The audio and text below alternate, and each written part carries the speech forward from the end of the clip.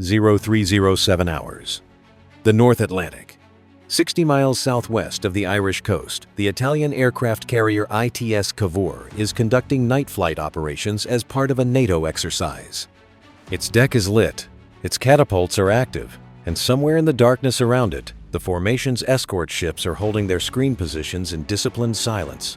This is the most routine possible picture of a NATO carrier operation. Then a radar operator aboard the USS Bainbridge, the American destroyer running the northern screen, flags a contact that should not be there. A low radar cross-section aerial object, small, slow, launched from a surface vessel that has been shadowing the formation for 6 hours under the designation of a Norwegian-flagged oceanographic research ship. The object is closing toward the carrier at 90 knots. At this range, if it carries even 4 pounds of shaped charge and reaches the flight deck, the Cavour loses aircraft handling capability for weeks. And the vessel that launched it, designated RS 41 inches the formation's contact log, is not a research ship. It is the academic Iosif Orbeli, a Russian Project 16901 intelligence collection vessel, hull number currently registered under a shell company in the Seychelles, operating as part of the network. The European Union's Maritime Security Directorate has been tracking for 3 years under the classification Russia's Shadow Fleet. The commander of the Orbeli has been watching NATO exercise patterns for 11 days. He believes he has found the precise combination of sensor coverage gaps and reaction time constraints that will let him collect high-value electromagnetic data from the Cavour's fire control systems without triggering a kinetic response. He launched the drone to force the Italian carrier to activate its active radar arrays. When those arrays come on at full power, the Orbeli's passive collection suite records every frequency, every waveform, every scanning pattern. That data goes to a signals intelligence facility outside Murmansk inside of 4 hours. The next time a NATO carrier enters the Barents Sea, Russian air defense planners will know exactly how to defeat its radar before it knows it is being targeted. It is a low-cost, high-return intelligence operation. It is also the exact operation the USS Bainbridge has been waiting for this vessel to attempt for the past 4 days. What the commander of the Orbeli does not know, and cannot know from the signals picture available to him, is that the Bainbridge has not been running its SPY-6 radar in normal search mode for the past 72 hours. Operating under an emissions control protocol that suppressed every active transmitter on the ship to minimum output, the Bainbridge has been collecting a complete electronic signature profile of the Orbeli using only passive sensors, commercial satellite navigation signals, AIS transponder data from nearby shipping, even the Orbeli's own legacy navigation radar pulses. All of it bouncing off the destroyer's hull and antenna arrays at angles the Bainbridge's signal processing suite uses to build a 3-dimensional picture of the Russian ship's electronic architecture without transmitting a single watt of energy that the Orbeli's collection systems can detect.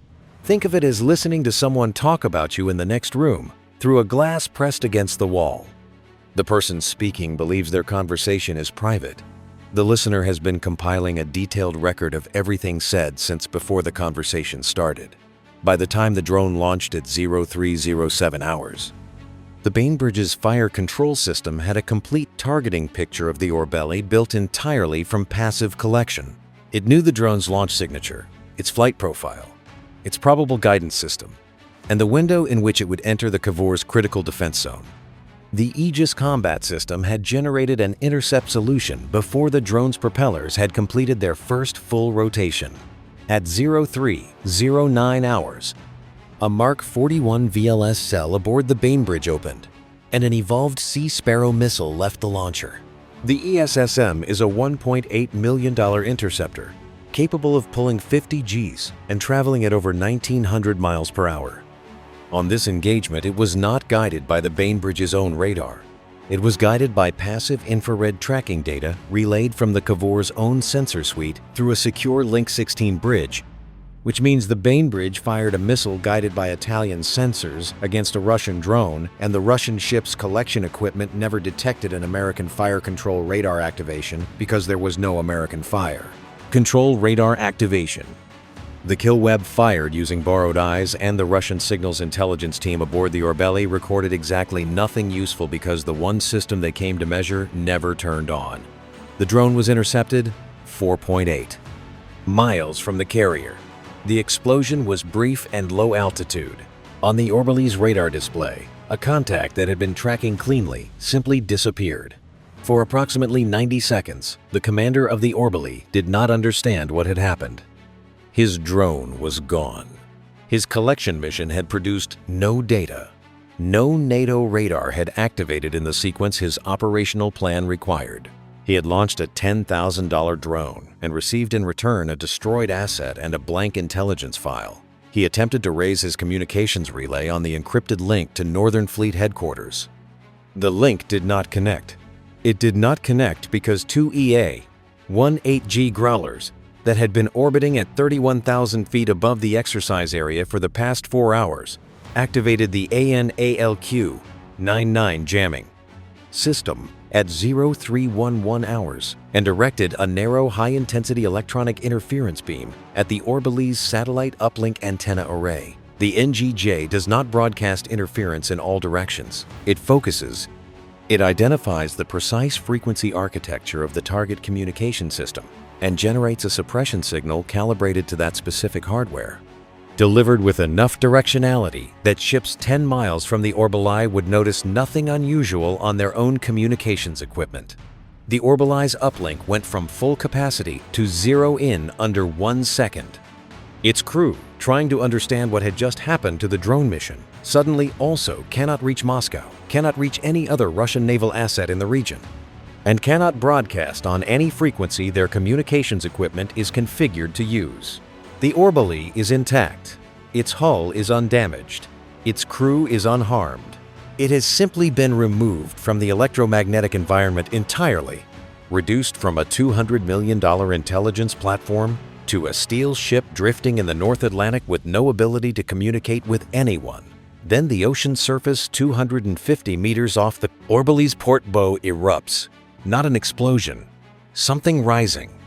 The black sail of a Virginia-class fast-attack submarine, the USS Indiana, breaks the surface in a controlled tactical emergence that takes 11 seconds from keel to fully visible conning tower. The Indiana has been stationed beneath the Orbeli for 41 hours, not following it, beneath it.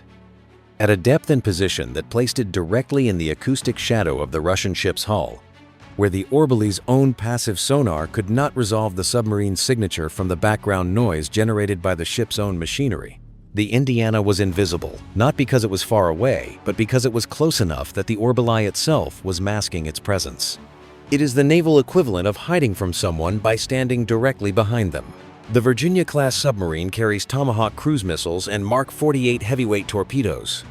By surfacing at 250 meters, the Indiana is communicating something that requires no transmission and no translation.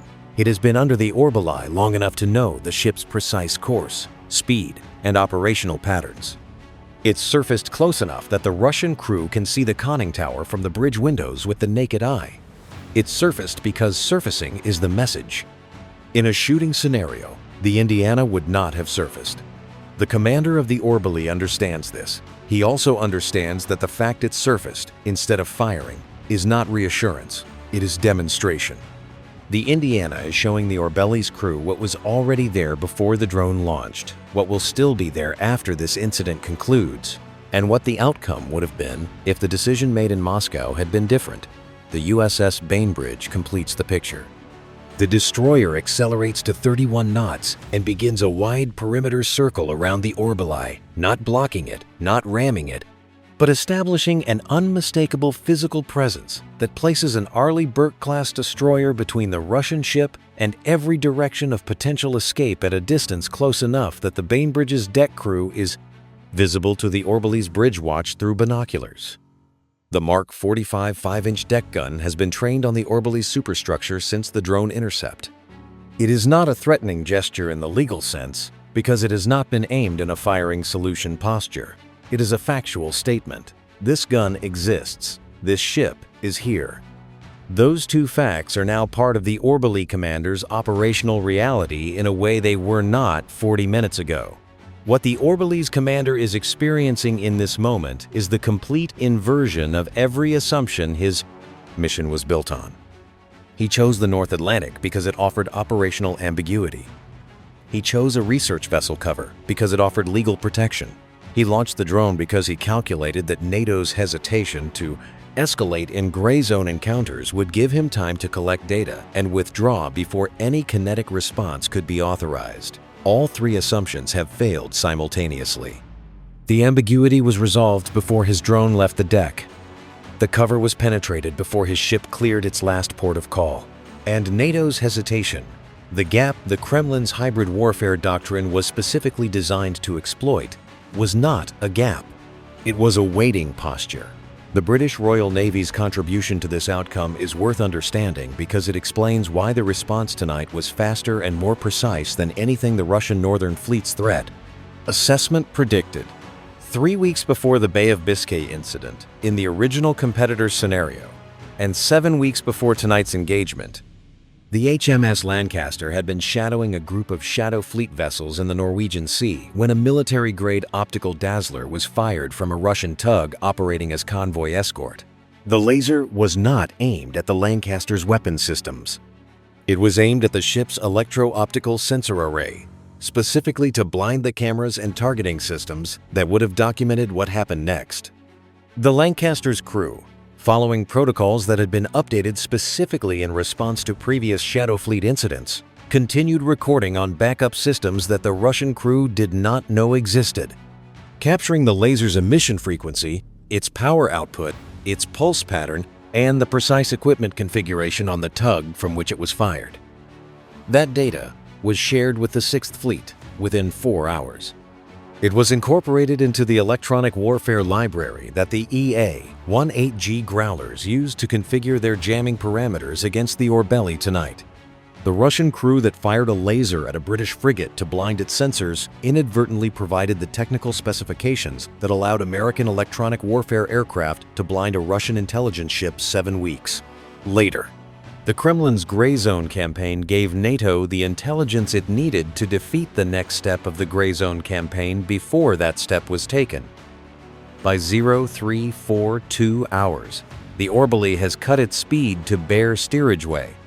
Its crew has not responded on any communication frequency because it has no functioning communication capability. Its commander has not made an aggressive move because there is a destroyer circling him, a submarine visible off his port bow, and 2 aircraft at altitude whose jamming output he cannot measure, but whose effect on his ship's electronics he is experiencing in real time. He is not surrounded in the traditional military sense. He is contained. The distinction matters because containment does not require firing a single weapon and creates no incident that requires diplomatic resolution. The Orbeli can leave at any time. It simply cannot communicate with anyone while it does. The Cavor's flight deck resumes normal operations at 0318 hours. The night cycle continues on schedule.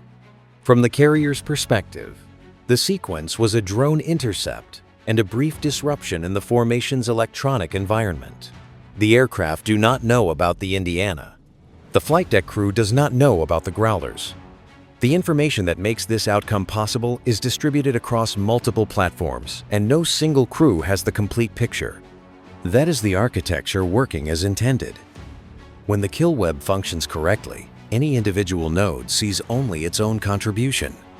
The outcome belongs to the system. At 0611 hours, as first light touches the North Atlantic, the Orbeli is transiting northeast at 12 knots. Its satellite uplink has been restored because the Growlers allowed it to be restored. Because a Russian intelligence ship with functioning communications that is heading away from a NATO exercise area is more useful than a silent ship. The first message the Orbeli transmits on its restored uplink is a damage assessment report. It reports the loss of the drone. It reports a communications blackout of unspecified cause. It reports the presence of a U.S. Navy destroyer, 2 unidentified aircraft, and a surfaced submarine. It does not report any intelligence data collected from NATO radar systems because there is none. The mission produced nothing. The Cavor's fire control frequencies remain unknown to the signal's intelligence facility outside Murmansk. Now look at the strategic dimension of what occurred, because the tactical picture, while decisive, understates the significance of the outcome. Russia's shadow fleet strategy rests on a single foundational premise: that the gap between what a nation-state can prove in a court of law and what it can prove with a kinetic response is a space large enough to conduct effective military operations. A vessel registered in the Seychelles, flying a flag of convenience, operating under the cover documentation of a research institution that exists only on paper, launching a drone that could plausibly be explained as an equipment malfunction, none of that triggers the legal threshold for a military response under existing maritime law. The strategy was built around the assumption that NATO would face a choice between responding to something it could not legally prove was hostile and allowing hostile operations to proceed because the legal burden of proof could not be met in real time. The kill web dissolved that choice. Because a system that can generate a precise passive targeting picture without emitting, intercept a threat using borrowed sensor data without activating its own fire control radar, jam a ship's communications without leaving attributable electronic evidence, and deploy a submarine that has been in position since before the threat was executed, does not need to meet a legal burden of proof in real time. It simply responds to the physical reality of what is happening, with tools that leave the responding party in a position to claim, accurately, that every action taken was defensive, proportional, and technically within the rules of engagement for force protection. The Orbeli's drone was a threat to a NATO carrier. The ESSM intercept was force protection. The jamming was electronic countermeasure response to an adversary electronic operation. The Indiana's surface was a navigation event. None of those actions, individually, constitutes the escalation Russia's doctrine assumed NATO would have to choose between. Together, they constitute a complete and decisive response to a gray zone attack that left the attacker worse off in every measurable dimension than before it launched its drone. The Shadow Fleet has been given a detailed demonstration of what the kill web looks like when it is watching, waiting, and responding to gray zone operations in real time. 600 vessels, 3 years of covert logistics operations, dozens of incidents with NATO assets across the Baltic, the North Sea, and the North Atlantic. All of it now sits inside a surveillance architecture that has been specifically calibrated to the electronic signatures these ships generate, the operational patterns their crews follow, and the decision timelines that govern how Russian naval commanders respond when their operations encounter unexpected resistance. Russia gave NATO an intelligence gift every time it conducted a Shadow Fleet operation. Each incident added to the library: the laser from the Norwegian Sea tug, the drone from the Bay of Biscay in the competitor's scenario, tonight's operation from the North Atlantic.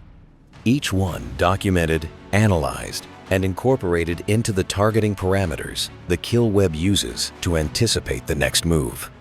Russia's gray zone campaign is self-defeating, not because NATO is responding with superior force, but because it is responding with superior memory. Every operation Russia conducts teaches the system something. The system does not forget. The Charles de Gaulle is still launching aircraft. The Cavour is still launching aircraft. The Bainbridge is back in its patrol station. The Indiana has slipped beneath the surface again and is already invisible. The watch rotated at 0630 hours. The outgoing crew logged the intercept, the jamming event, the submarine surface, and the Orbeli's withdrawal. The incoming watch reviewed the log, confirmed the formation was clear, and began its sweep. 4 lines of factual reporting. No adjectives. The Orbeli is transiting toward the Barents Sea with an empty intelligence file and a restored communications link. It has been allowed to use specifically so that Moscow can receive an accurate account of what happened. Because the most important communication of the night is not the one the Growlers sent. It is the one the Orbeli is sending right now, describing an operation that achieved nothing and encountered a response that existed before the mission began. If you want to understand how the kill web's passive collection architecture actually works and why it is specifically designed to defeat the gray zone strategy Russia has been executing in European waters for 3 years, subscribe. We break down the real capability, not the press release version. And tell me in the comments, if Russia had deployed 2 ships simultaneously, one as a decoy to draw the Bainbridge's attention, while the real collection vessel operated from a different bearing. Does the passive targeting architecture still hold? The answer depends on one specific aspect of how multi-static passive sonar actually works. And it is not the answer most people expect. The scenario described in this video is a technical and tactical analysis based on real military assets, documented shadow fleet operations, and published NATO defense capabilities. The specific engagement sequences are hypothetical dramatizations created to illustrate US and NATO integrated kill web doctrine and gray zone response architecture.